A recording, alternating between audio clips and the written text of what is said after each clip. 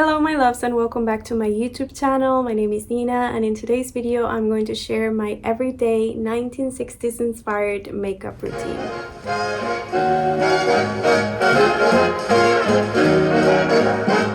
I'm no beauty expert and no makeup or skincare expert, but in my 10 plus years of wearing makeup and just playing around with cosmetics and things, I do think I have acquired maybe one or two tricks that might be helpful.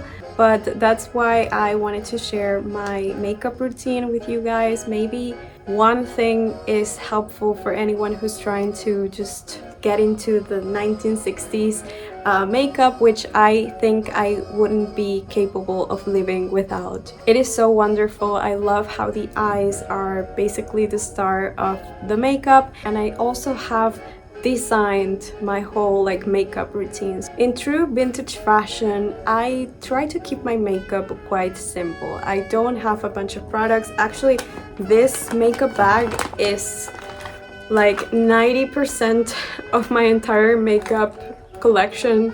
I don't have a lot, and I do live by two philosophies.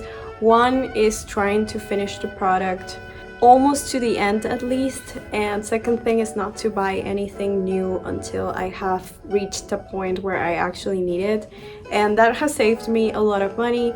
I don't like the whole thing of just joining trends when it comes to makeup and just buying maybe an entire palette that I know I'm not going to use, because you know there's always a color that you're not necessarily too keen to wear or that doesn't work with your skin.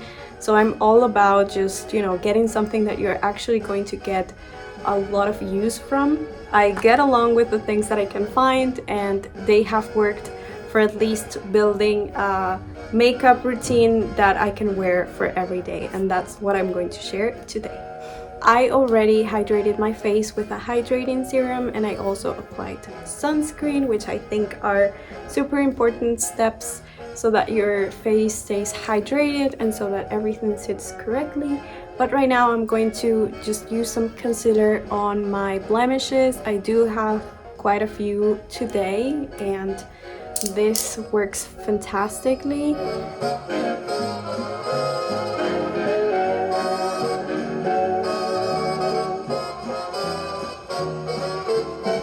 So as you can see, I just applied it on my under eyes, on any blemishes, which you already cannot see, some of the red spots that I had, and also on my eyelids. And right now I'm just going to blend that.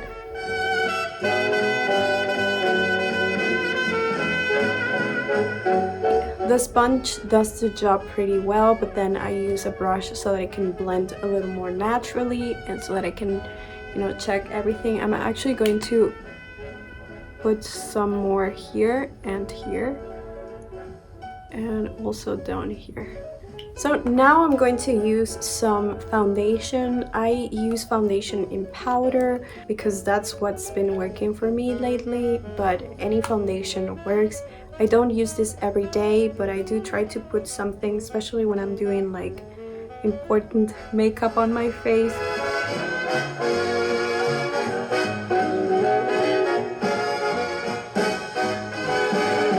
With this particular foundation, I like the matte finish that the powder gives. I know some people don't like powder. It stopped being popular like 2 or 3 years ago, but I really like how it looks, and this one works fantastic. It's super light. It's terrible for the clothes, like any type of foundation, especially white clothes. You can eventually see like maybe a shadow in there, but we go with that. Now I'm going to go with blush. In the 1960s, women would use concealer to contour their face, but I don't do that. I do like to use a bronzer for that, and it has worked good for me, so that's what we're going to use.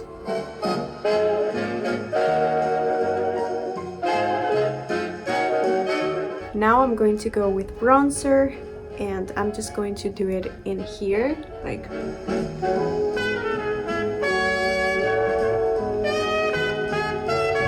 I draw a line up to my cheeks, and then I go down like right in front of my ear, and same thing on the other side. And now I'm just going to draw this line in here. I like to do this especially when I'm filming so that it's more like slick. And just to finish that, I'm going to do the same on this part that it's basically hidden under my bangs. I'm actually going to wear something so you can see all the process entirely. So much better. So yeah, I'm just going to go here. I blended with my hair as well.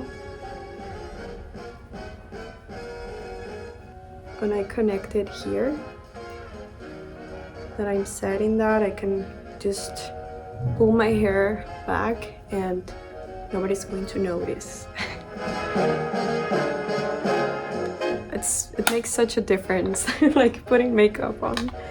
Okay, so now I'm going to finish the contour doing my nose. I also contour my nose, which is not very 60s of me, but I like contouring it. It's pretty wide and it has a lot of room for makeup, so I like doing that. I enjoy the process of contouring my nose. It looks a lot better, especially in photography or just when I'm filming and in everyday life as well. I recently read Melissa Gilbert's memoir, which is titled Braidie Tale, and she talks a lot about her process getting a nose job for the first time. She actually became super insecure about her nose one time when she started growing up, because the makeup artist would always contour her nose, and one day she asked why did she do that, and she explained that it was because her nose was super wide, and that way when filming they would do that, and she then would always ask people to contour her nose. And I do think my nose looks pretty similar to her, so I do try to contour it as well.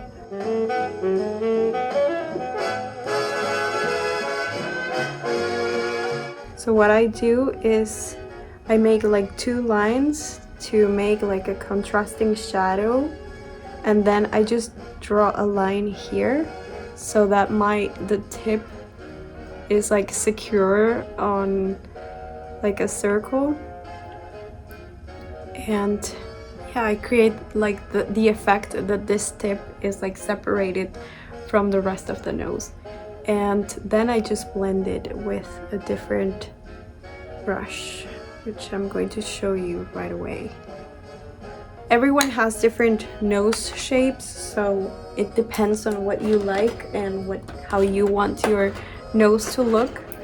But I like seeing mine like this, and I just take a fluffy brush like that, it's pretty wide, and I just blend that downwards so that it creates the effect that it's not a line but downwards.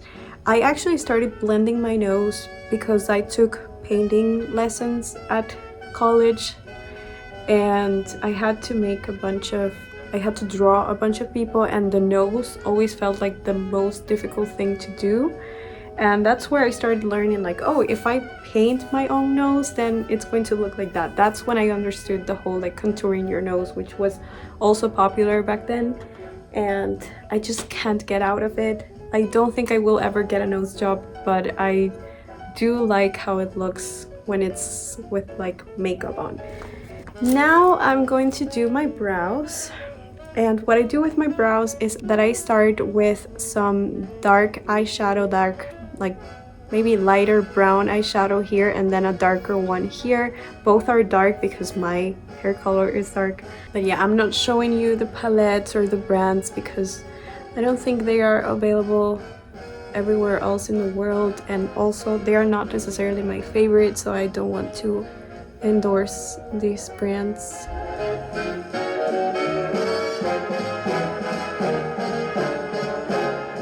With my brows, I always try to start in the bottom, so like go in here and then sort of go upwards. I don't like the whole like brushing them like to like upwards as they do now. I sort of stick with the whole like Audrey Hepburn process. This is an angled brush, by the way, that I used for my nose and also for my brows. And when I'm done with the first part of my nose, like with the inner part of my brows, the inner part of my brows, I go with the outer part of my brows with a darker shade, just so that it becomes more like defined. On an everyday basis, I don't worry too much, but I do like to fill in my brows. I feel like if I had a lighter color, like if my hair was dyed or bleached in a lighter color, I wouldn't spend so much time because they would look fine without it. But with this hair color, I think that it's necessary to just put something that makes your face sort of pop up. Now we're going to go with the eyes, which is the most fun. First, I'm going to start with a white eyeliner pencil, and I'm just going to put it on my waterline on both eyes, of course.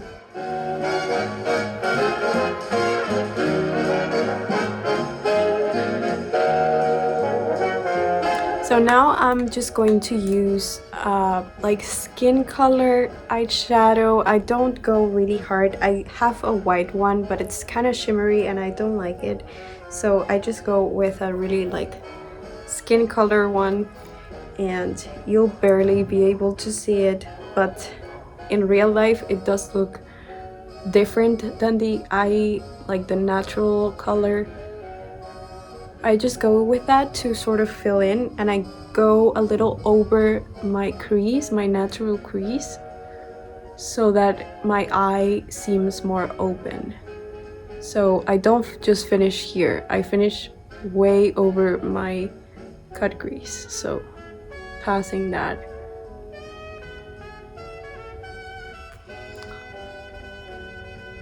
Same with the other eye.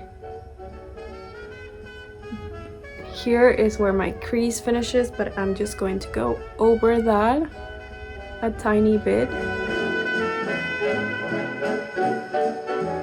And now I'm just going to get a darker shade, like something like this, for example, and I'm going to use a tiny bit, and I'm going to use it only on the outer part, like the one that I sort of colored a little more, to make my eyes seem like they are deeper set in there. Like you see the difference between just like normal and sort of set in there. Same on the other eye. Now I'm going to take a different brush and I'm going to take some white eyeshadow, and I'm just going to put it in here on my brow bone.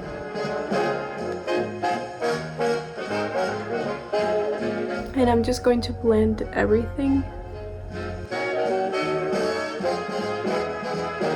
Now the fun part. So I have two shades of eyeliner pencil. I like the brown because I think it makes a nice contrast with my hair color. My hair is dark brown, so if I use black, it's going to look like super dramatic, which I like sometimes, but in this case it's like a lighter shade of brown, so it makes the contrast on its own, and I think that works fantastically for me. If you have blonde hair, you probably like icy blonde hair, you probably want to go with the black, as it's going to make a nice contrast. If you have like in between, maybe like honey blonde or something like that, maybe you want to stick with a brown eyeliner pencil. It doesn't really matter that much. You just want to like see what works for you and what you enjoy using. Here's what we're going to do. We're going to get really close and I'm going to show you. I like using eyeliner pencil. I know this is the hardest part, and what I do is, instead of just going through this line, which is the one that I started using as a reference when I started doing this makeup, I'm going to go a little bit over that. So I'm actually going to start here, and I'm going to make it super light. So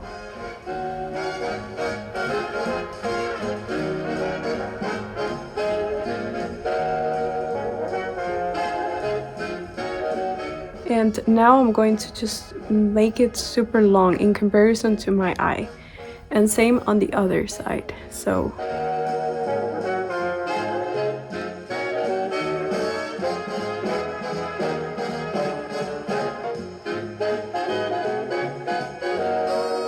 a little longer. Now I'm going to fill that in. If I already made a mistake, which I sense I might probably have in here, I will try to correct it by making it a little thicker, but downwards. Like, I don't want to go thicker, like closer to my eyebrow, but downwards. So I'm going to try to check.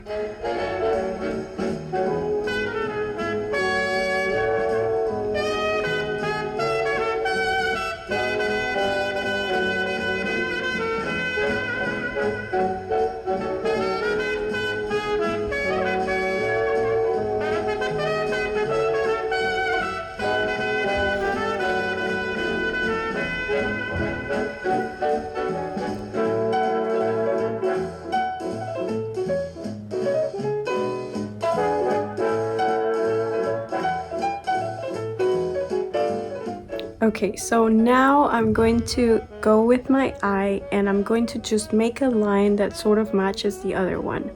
So in this case, I'm going to go downwards like this.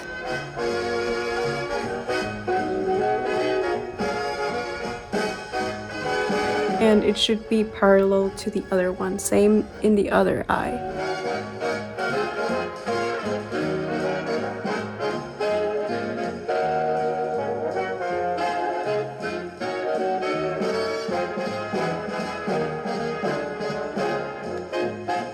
I only do a line and not more than that, because if not, I'm just going to be like covering most of the space that I already have.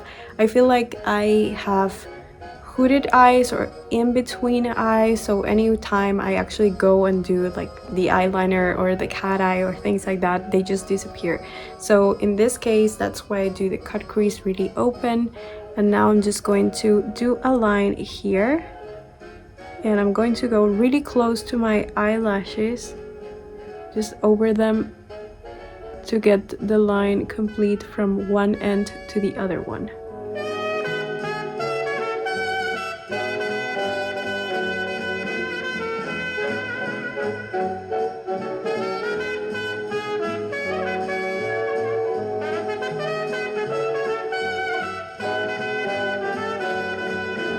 Same in here. A line.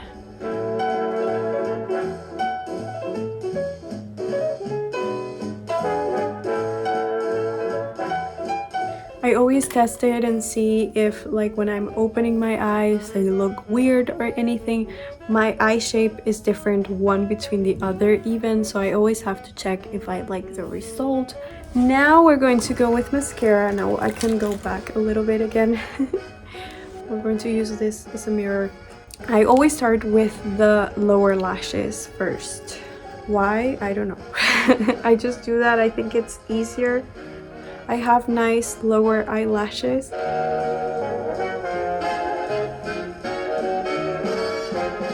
Sometimes I just don't twiggy it.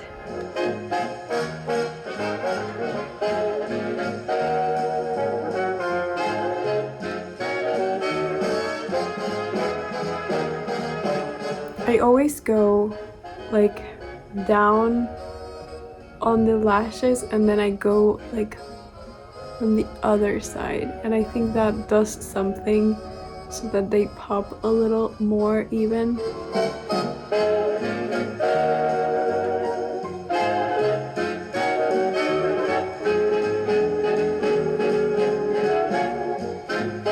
And there you go. On an everyday basis, I don't put like false eyelashes. I do that for photo shoots sometimes, and I'm absolutely terrible at putting false eyelashes on, so that's not something I do frequently. I still have to learn. I think that the best way to learn to do something when it comes to makeup is to do it regularly. So I understand you if you struggle with anything regarding eye makeup. It is completely difficult. So now I'm going to go with the lips before I lose all the light. It's golden hour and it's late. First I'm going to get some lip liner, and what I do is I start in here doing a cross. So I cross this side and I cross to the other, and then I fill not to the end but just like to the center, like up until here, and same on in here.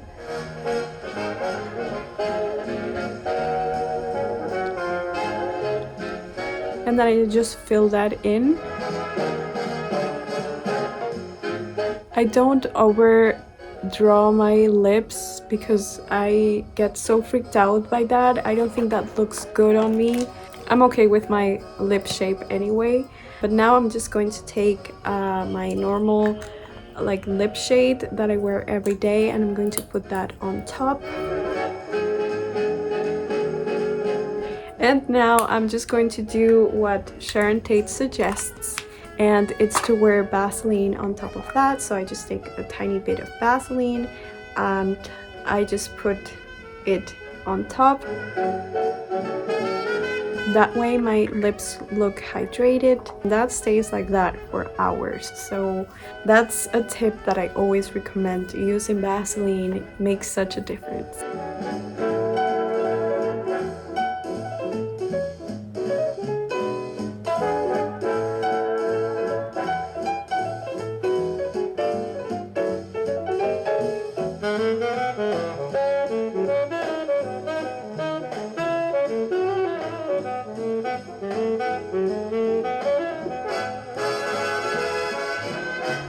This is the final result of my everyday makeup routine. I hope you guys enjoyed it, and I hope that you learned something from this experience. I really like it. I don't think I could live without this cut crease anymore. Whenever I'm not wearing this type of makeup, I feel like something's missing.